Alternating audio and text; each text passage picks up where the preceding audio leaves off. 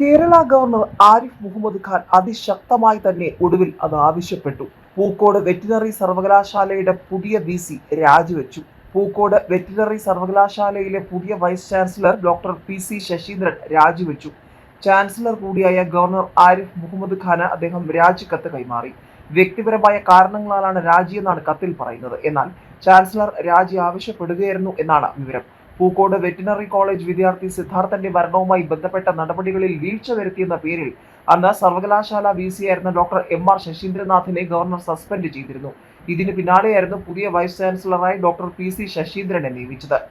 ആൾക്കൂട്ട വിചാരണയെ തുടർന്ന് സിദ്ധാർത്ഥൻ മരിച്ച സംഭവത്തിൽ കോളേജിനും ഹോസ്റ്റൽ അധികൃതർക്കും ഉണ്ടായ വീഴ്ചകൾ പരിശോധിക്കാൻ 4-അംഗ കമ്മീഷനെ വിസി ഡോക്ടർ പി.സി. ശശീന്ദ്രൻ നിയമിച്ചിരുന്നു. 3 മാസത്തിനകം കമ്മീഷൻ റിപ്പോർട്ട് സമർപ്പിക്കാനിരിക്കെയാണ് അദ്ദേഹത്തിന്റെ രാജി. വീഴ്ചകൾ ഉണ്ടായെന്ന പരാതി ഉയർന്ന സാഹചര്യത്തിൽ കോളേജ് ഡീൻ എൻ.കെ. നാരായണനെയും അസിസ്റ്റന്റ് വാർഡൻ ആർ. കാന്തനാഥനെയും ശശീന്ദ്രൻ സസ്പെൻഡ് ചെയ്തിരുന്നു. പുതിയ വൈസ് ചാൻസലറായി ചുമതലയേറ്റതിന് പിന്നാലെ പൂക്കോട് വെറ്റിനറി കോളേജ് ഹോസ്റ്റലിൽ പുതിയ പരിഷ്കാരങ്ങൾ ഏർപ്പെടുത്താനും പി.സി. ശശീന്ദ്രൻ തീരുമാനിച്ചിരുന്നു. ഹോസ്റ്റലിൽ 4 വാർഡന്മാരെ നിയോഗിക്കാനും CCTV ക്യാമറകൾ സ്ഥാപിക്കുന്നതുമടക്കം വിവിധ തിരുത്തൽ നടപടികൾ അദ്ദേഹത്തിന്റെ ഭാഗത്തു നിന്നും ഉണ്ടായിരുന്നു.